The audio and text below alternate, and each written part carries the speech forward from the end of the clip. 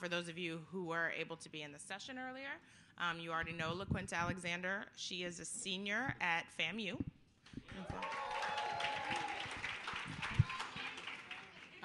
And from Oviedo, Florida.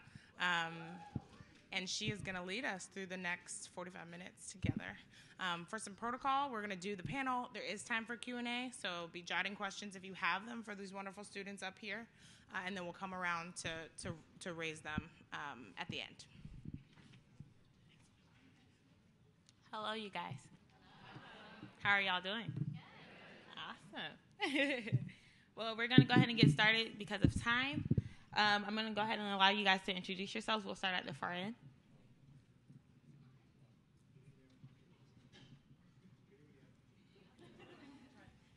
All right. Good evening, everyone. My name is Ashanti Martinez. I am an IB senior at Riverdale, Maryland's Parkdale High School. Good evening. My name is Sheree Baltimore, and I'm a 7th grader at Kramer Middle School. Hello, my name is Shauna Stewart. I'm a senior at Parkdale High School and an international baccalaureate student. Hi, everybody. My name is Leilani McFadden, and I'm in 8th grade. I attended to Kramer Middle School. Oh, I have a mic, but how is everybody doing? My name is Juwan Thomas. I'm a senior at Parkdale High School, and I'm at IB. Awesome. So as you guys know, you guys are very important to us. We work strictly for you guys, and you guys are our future. So the first question that I want to ask you all, and we're going to start at your end with Ashanti, and we're going to make our way down, okay? So the first question I want to ask, tell us about your academic story. So far, how has your community contributed to your success as a student? My academic story is not similar to a lot of other people's. I started off going to private school basically all my life. And when 8th grade came around, my mother decided to take me out of private school and put me into public school. So that transition was a lot for me at first, but I ended up adapting really well and getting into a great program at my school. I guess my community really does contribute to my success. At private school, I was very sheltered, which I think laid the foundation for who I am today. And then being around other people and being exposed to a very diverse group of people in public school allowed me to further my success and become, I guess, the leader who I am today. And yeah, that's pretty much my story in a nutshell. Well, I think my community has contributed to my success as a student because my community is very safe, and it makes me want to get up and go to school every day so I can get an education and at least change the world in some way as it is today. My academic story. I went to elementary school in Bladensburg, Maryland. Then my feeder middle school was William Wirt, but because the test scores were low, a letter went out saying that we can go to another school, which was in Bowie, Maryland. So I went to Benjamin Tasker. So it's like they took me out of my original area, the people that I knew, grew up with, and put me into an atmosphere with completely different people. So I had to adapt to that. Then 8th grade came around, and it was time to go to high school. That's when I went back into the area. It was like I was a completely different person, didn't know anybody. So. To be honest, I don't think my community helped me with my education or success as a student, but I try, and now I'm here talking to y'all, and I want to be a good role model to my siblings, so that way we could change our community or the world.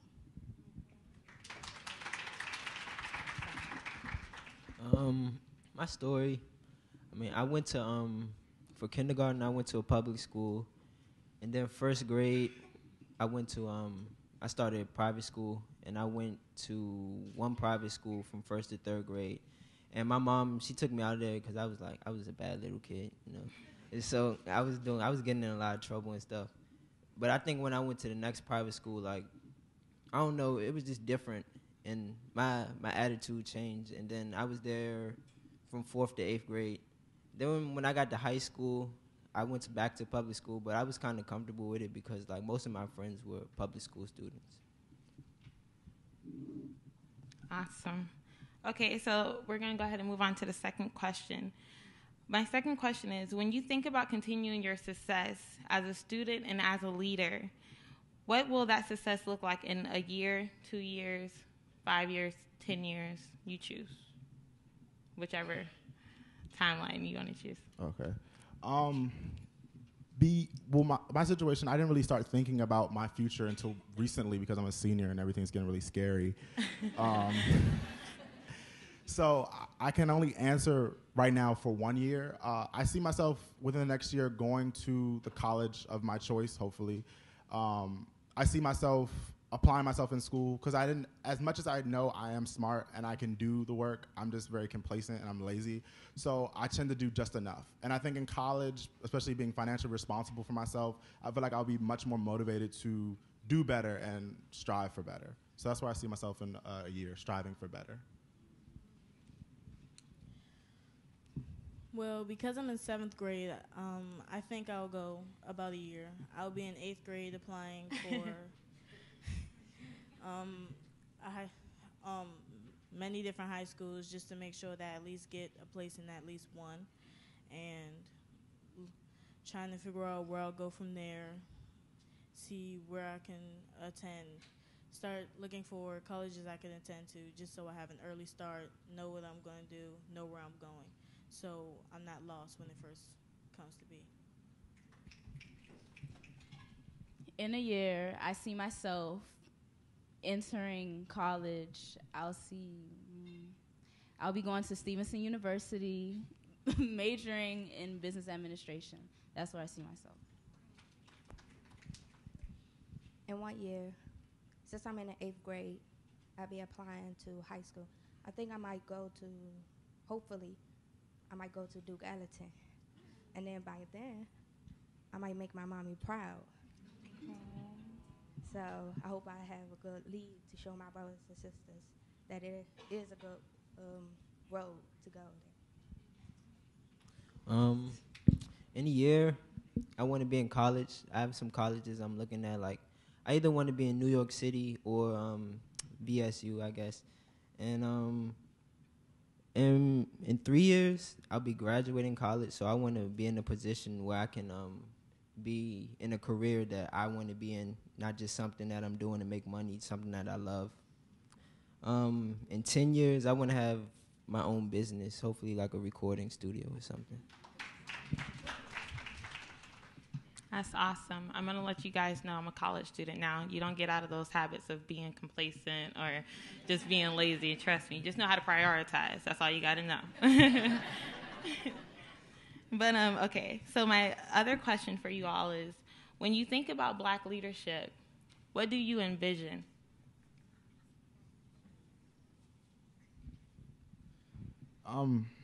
It's interesting because I've grown up with a lot of people that had, I guess, influential positions and have been in positions of power. And I think Black leadership, I guess it's beautiful because we come from a position where we weren't always leaders and we weren't always in positions, especially in this country, where we could do things and make change. And through growing up, I see that like we were in more positions to make change. And from like my other thing where I see myself in a year, I think we can just do better. I think in this country in general, we can just do better. And I think especially with Black leadership, I think we just need to just do better.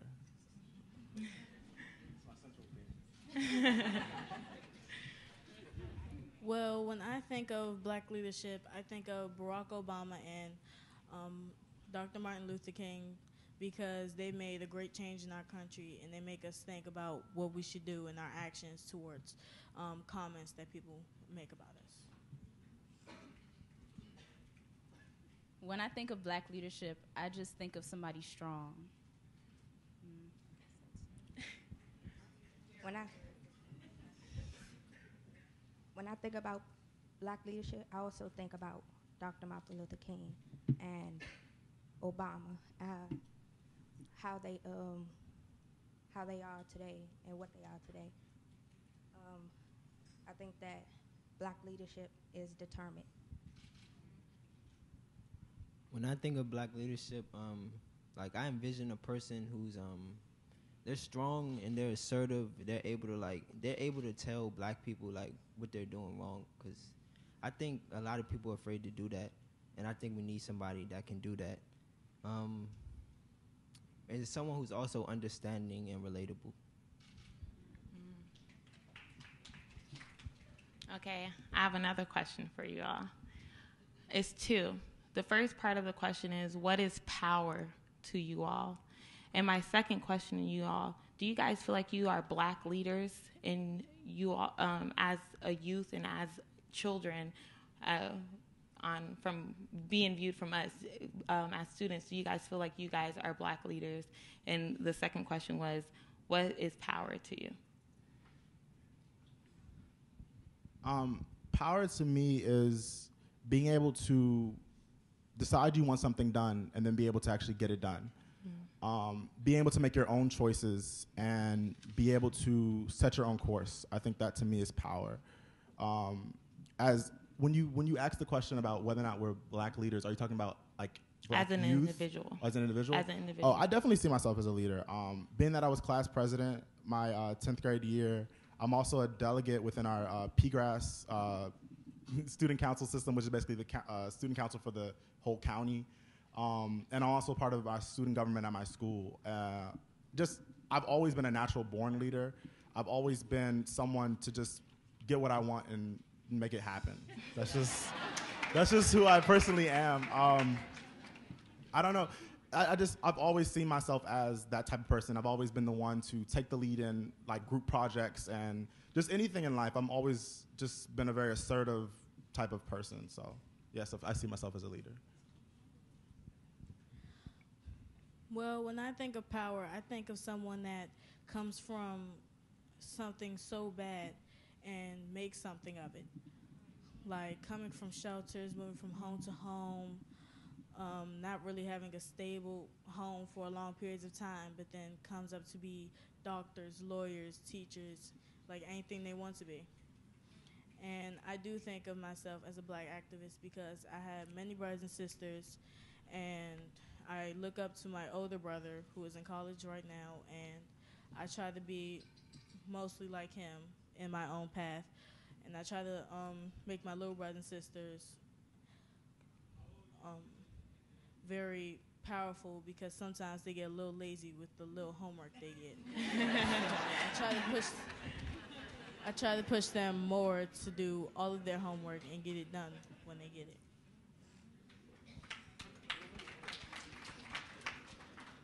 Can you repeat the questions, please? Yes.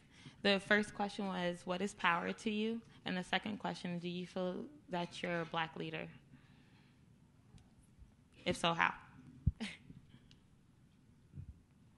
I agree with Ashanti in his definition of what power is, but being a black leader, yes, I believe I am a leader because coming from a family, foreign parents, nobody went to college, nobody finished school. It's like me, I'm the only person that has to show everybody else in the family that, you know, something's gonna happen. We're gonna make something work. I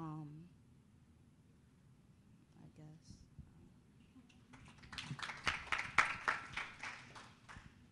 Power to me means an advantage to meet your goals, like working for the FBI or being a doctor.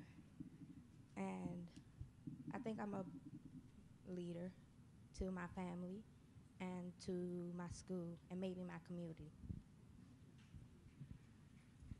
All right, this is gonna sound cliche, but knowledge is power to me because you know, the pen is mightier than the sword, and I can see that every day. Like people who have good educations, I can see how they use that to manipulate their circumstances, and I want to be able to do that too. Not necessarily in a bad way, but in a way that's beneficial, you know, to me and others around me.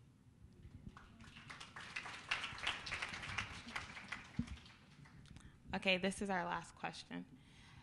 As students and black students at that, and having your voice, what is something that you guys would tell either future students or even teachers as a whole that you want from us as teachers, or that you want from students that are coming up right after you all?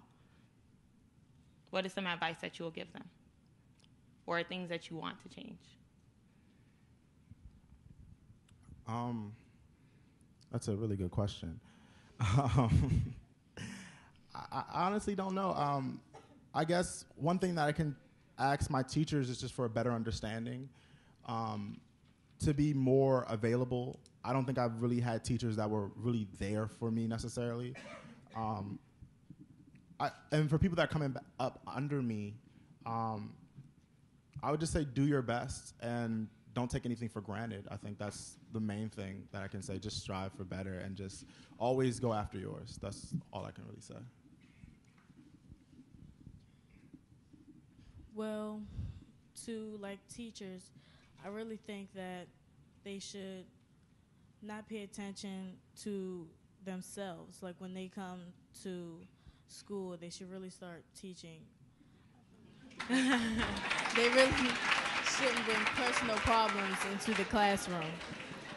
Like in the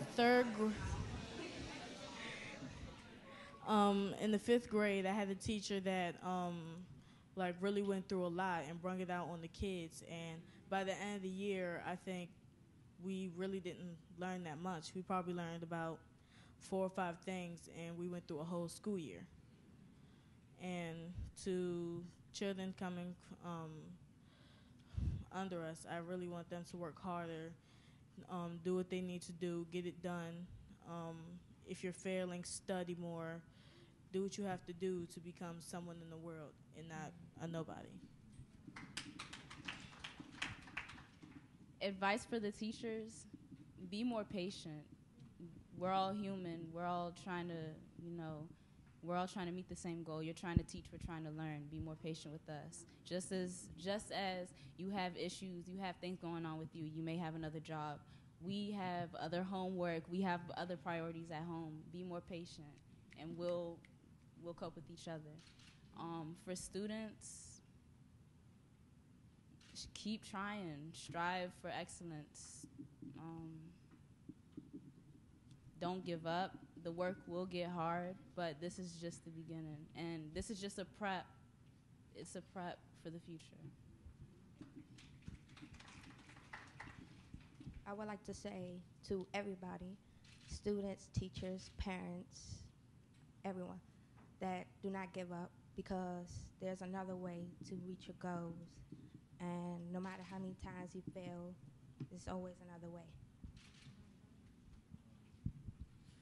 Advice I would give to teachers, basically, just be there for us when we need you. Like they said, don't give up on us, but also don't be afraid to call us out on our mistakes too. Well, at least me, I like that. But like I know some students that might get a little belligerent or something, but yeah, I think you shouldn't be afraid to do that. And for students, especially like students going into high school, I would say don't take it for granted, because I feel like I'm just realizing that I took it for granted. And like I could have done much better, but I'm trying to redeem myself in college.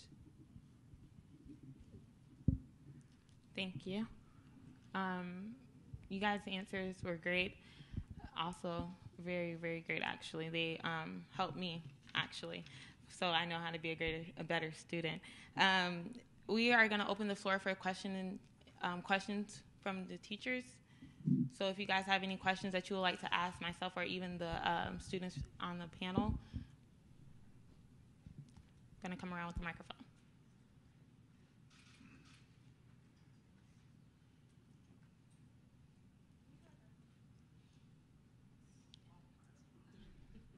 Do you guys have any questions?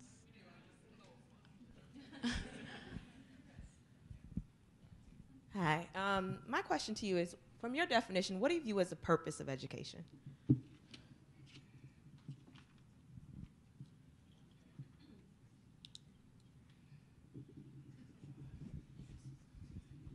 purpose of education. Let's see. Again, that's a really good question. The purpose of I think the purpose of education is to help provide people knowledge on what not to do and learn from past mistakes.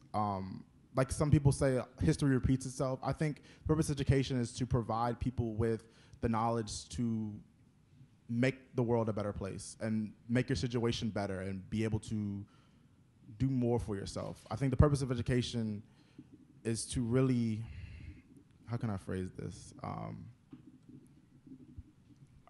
don't know. I wasn't prepared for this, but the purpose for education, yeah, I think it's just to really just inform people on, you know, the world around them and how not to do certain things and how just to do better than others.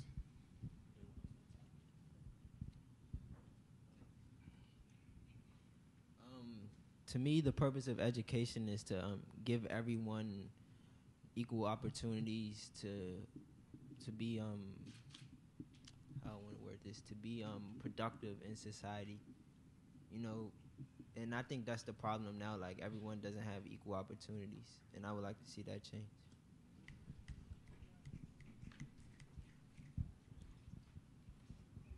Okay, we're going to take next question. Hi. So I have a statement and then I have a question. The first is a statement. I want to acknowledge what you said to this room, who is an extension of your community.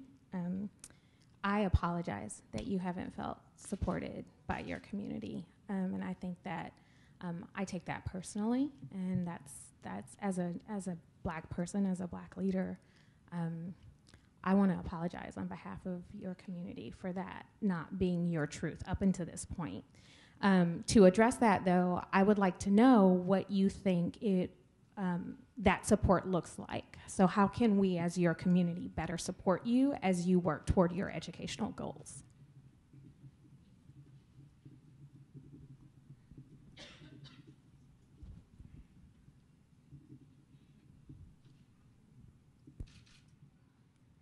I think that our community can be safer, so that way kids can go out, students can go to school without having thoughts about being in danger, gun violence, drugs too. I think that our community needs to be safer, so that automatically supports students to go to school.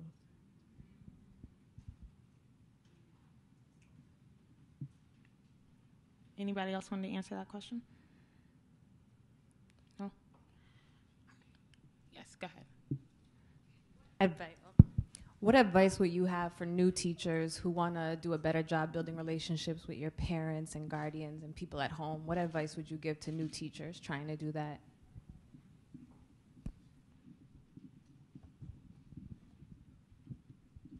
I would say bring your personality to the class. Don't try to follow the curriculum too strictly. Like, yeah, I mean, teach us, but just help. Just be a person. Don't just be a teacher. I don't usually picture teachers like outside of school at grocery stores and stuff. Like, be a person that I can picture at a grocery store.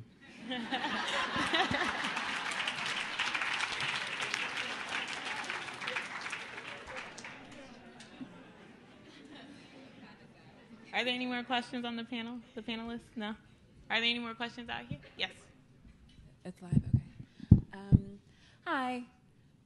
When did you feel the most excited about learning, and what was the teacher who was lighting you up? What was that person like?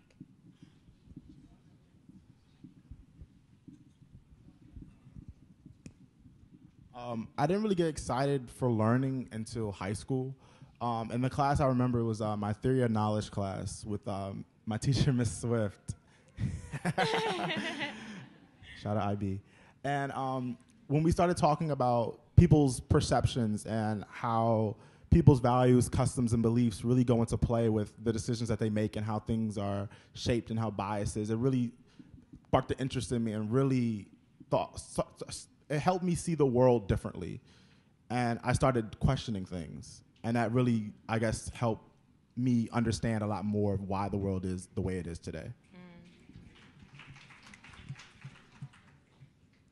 Well, mostly I've always been excited for school, but not in all subjects. Like world geography, just because last year, because of my teacher last year, Mr. Clarkson, he made he made me think that I really should be excited to learn.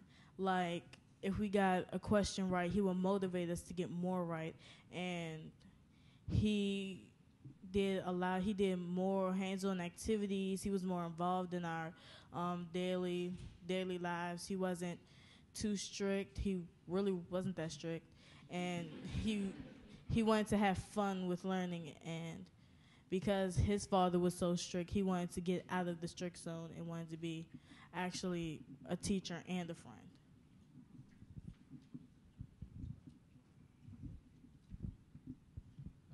I'm the most excited about learning. I think days when we're about to have a debate or something, like, because I like arguing. So, like, last year I had a teacher, Mr. Adams. He was cool. He was good with that. And then this year I found out I was going to have Mr. Smith. He's cool. And then freshman year and this year I have a teacher named Miss Swift. She's cool too.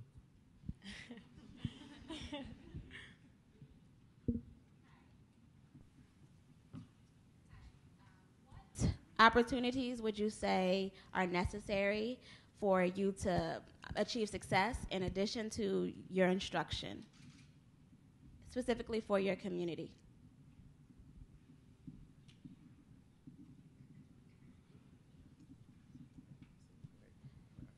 I think our community should understand that we're people and that like our lives are filled with contradictions, so don't always be so judgmental.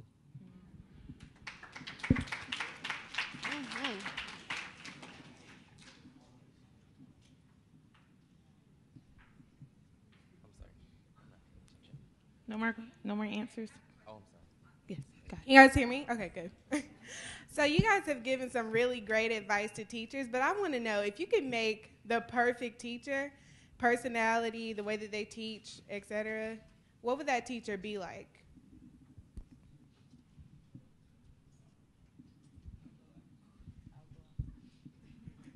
The perfect teacher. I don't think gender has anything to do with it, but the perfect teacher for me would be approachable, would be kind and genuine, not condescending, would be able to have fun, like she mentioned earlier. When I notice when a teacher knows what they're talking about and enjoys what they're teaching, I tend to learn more about it. Like my history teacher, Mr. Vogely, he talks about the wars and talks about the battles and the experiences and the political conflicts like he was actually there. And I know that's impossible, but he makes it seem like he was really in those rooms during, World War II with Hitler. He really makes it seem like he was there. And I think just a familiarity with your content and being able to teach it, not just verbatim from the book, is something that I just value in a teacher. The perfect teacher would be the teacher from the Magic School Bus, because they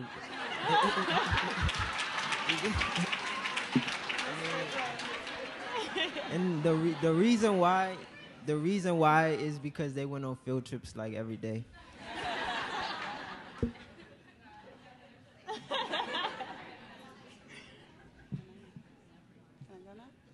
Yes, go ahead. Yeah. Okay. As young Black leaders, I would love to know what is a source of pride for you personally, or what makes you proud about our community as Black folks?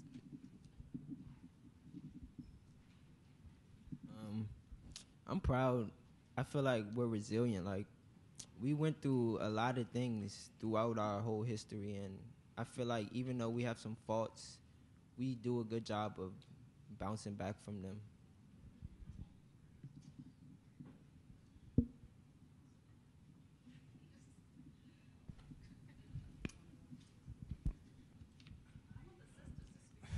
Okay.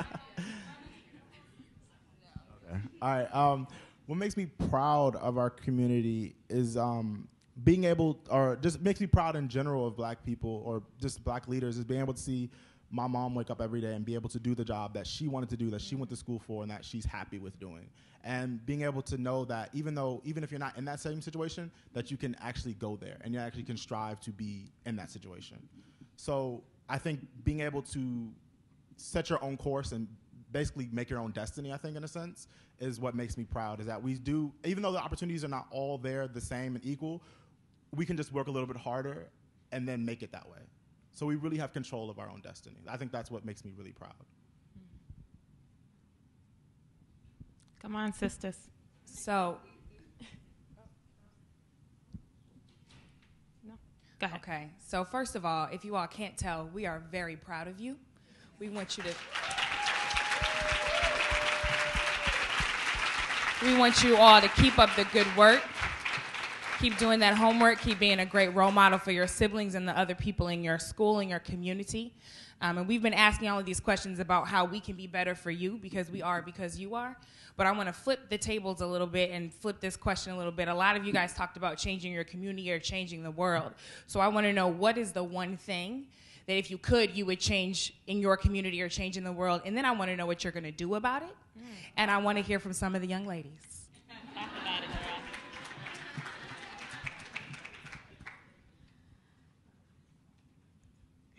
One thing I think I would change is how much people around us affect us. Like, one day I walked down the street with my little brothers and sisters. I was picking them up from school with my mom, and my little brother fell and scraped his hand on a glass bottle. I think that because the person that did it didn't clean up their stuff or didn't throw it in the trash can, it could have really been prevented.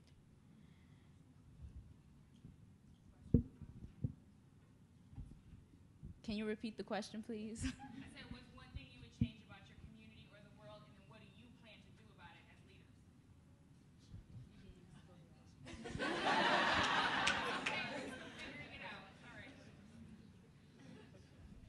I guess I would change connection, how people interact with each other. In my community, we don't really speak. It's different ethnicities. You know, everybody's to themselves. So I guess everybody should just come together, be one big happy family, help each other out. Like what she said, like the glass bottle cleaning up. Like if you know you did it, clean up after yourself. Why would you leave it there? Knowing that somebody's going to be walking down the street, they're probably going to kick the bottle too, or, you know, something happen. Take responsibility for yourself, I guess.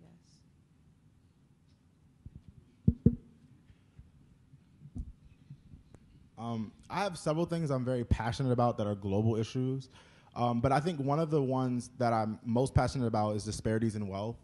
I think that I actually traveled to Panama a couple summers ago and was able to actually do service work with people that were really impoverished, and actually did a homestay with them. And I think that through that, it really opened my eyes to the luxury that we have here in the United States. Like, our poor is not real poor. And it just opened, like, not even having hot water was something that just amazed me, or not being able to flush the toilet every day, or not even be able to flush tissue down the toilet. Like, little things like that we take for granted. And I just really do believe in just bridging the disparities that we have through, you know, the wealth. I think that we should distribute it much more amongst each other.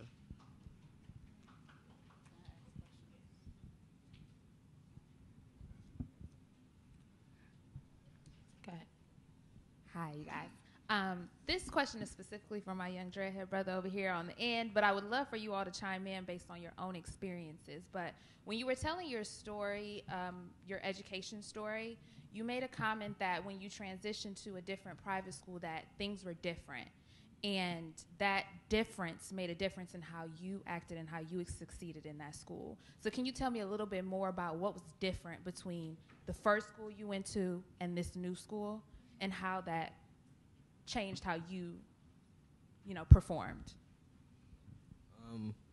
I think the teachers were more tolerant. Like, at the school before, it was like I would get in trouble, and I guess they saw it as a pattern, so they would, like, they didn't really show any hope for me. So when I got to the next school, they had more tolerance for me, and I think after time it helped.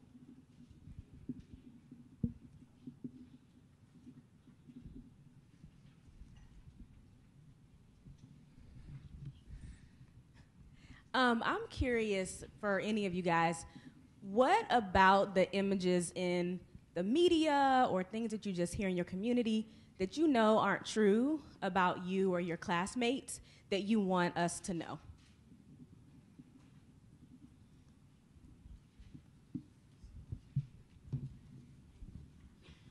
Well, one thing people think about, well, most of our youth is that because one person acts up, they think everyone does. But most of the time, it's just that one person on that one day that might mess it up for everyone.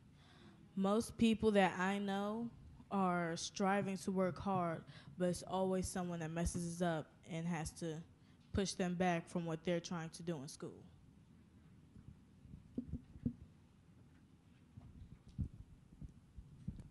I think the media portrays us to be bad people, like, and I know people who do bad things, but they're still good people. So I would say try to find the good in people. Can you repeat the question again? I just said, what about how the media portrays the youth today, or things that you hear in your community or even at your school, the way that some people might look at the youth today, things that aren't true, that you know aren't true about you, and what is it that you want us to know about you? The way how people downing people, not uplifting people, like say if somebody have a lot of money and got all these new shoes and stuff, and other people, they don't have enough money to buy the brands that they do have. I think that they're too full of themselves or too full of the money, and I think that we should be uplifting people up more and not caring about what they do have now and what they should be thinking about in the future. The media portrays us as though we all pop Molly and twerk. We don't do that. We don't. Trust me, we don't.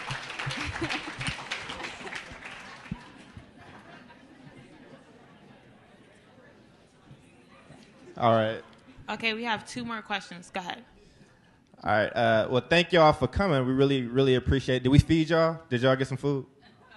Y'all better feed these people. Thank you for coming. So here's my question, right? And so, as you look around this room, you see all these black faces. You see folks that look like you, and I think that makes an impact. Out of the nation, out of all the teachers in the nation, only 2%, less than 2%, are black men. What I'm asking you all is, if you haven't thought about it, what does a teacher need to do in order for you to seriously consider becoming a teacher for your community that you grew up in? And have any of you seriously considered thinking about being a teacher? It's actually interesting you said that. I did think about becoming a teacher, but then I saw how much they made, and it kind of deterred me away from that. I feel like I've actually looked it up. America doesn't really view teachers, well, they say they do, but they really don't view teachers as professionals. And people don't really take the job as being a teacher as seriously. It's not seen as serious here as in other countries. I did some research and looked at Finland, for example. They view teachers the same way they view doctors, the same way they view lawyers. But here, it's not the same. So no, I would not become a teacher because of that. Did I ever think about it? Yeah, but it's not appealing to me. So.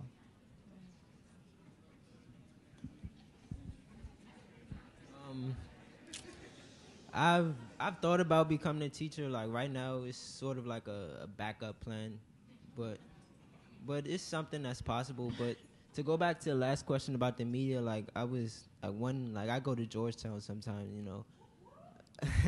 I like to walk. I like to go shopping there and stuff. But I think when people see me down there, they see me as someone who's ready to cause trouble or something. But I'm just down there to chill, really. But I guess they think I'm up to no good. But I went in there and there were two white girls. They probably were doing what people thought I would be doing. They were in the store buying rolling papers and stuff. But that wasn't my intention. I was just there to shop and stuff. But that was.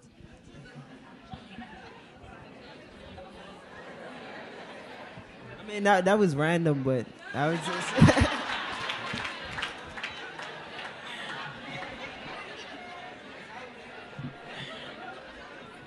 That was nice. Did anybody else want to answer the question? No? Okay, last question. Go ahead. Thank you all for being here. I'm Mr. Williams. I guess my question is, what? Oh, yeah, that's my name. Anyway, I would like for a few or all of you to describe the experience or the time, whether it's in the classroom or not, where you felt like you truly learned to think for yourselves. And then secondly, how do you plan to use that story to empower others to do the same, think for themselves? Like he said, when I took TOK, that was like, I think that class really helped me think for myself because I started challenging a lot of things and just like analyzing the world around me, basically. In our school, we take critical thinking class to learn more about ourselves and others. Teacher taught us about John Carter. I think that's his name, John Carter. He made 127 goals and named it as his life list. He achieved most of the goals, but did not achieve. And I forgot the question. Yes, I think that making goals is more about yourself and being more confident about it. I definitely agree. TOK helped me, look at the world in a different perspective. I remember going to school, probably in middle school. Me and my friends used to come together to talk about what's the purpose of school. None of this we're going to use in the future. Then when I took TOK, I started to see how all the classes they intertwine with each other. They all, everything's just logics. Like, I'm taking AP Stat right now. I see, that whole class is just thinking, using your brain. And that's what you got to do in the future, use your brain, right?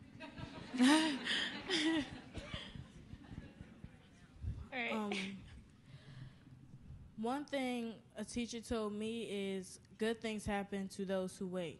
And it's taught me to be more patient and not, if someone says something to me, I don't have to listen to them. I can just turn my head and finish doing what I'm doing because they have no effect on my life unless they're someone telling me that you have to try harder to get better grades, like a mother or a father. Those are people or a teacher or the people I should really listen to, not someone telling me, oh, you can't do this or you can't do that.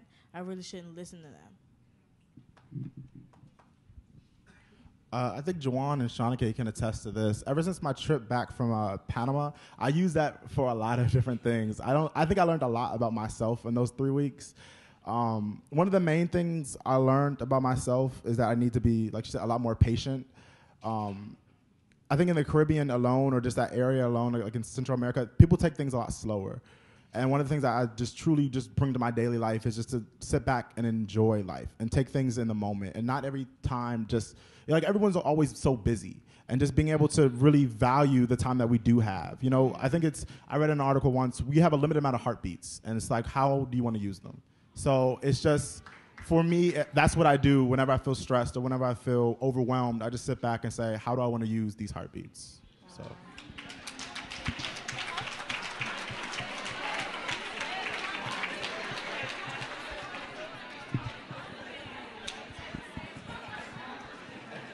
Well, as you guys can see, we have a bright future, and these kids are really excellent. Awesome.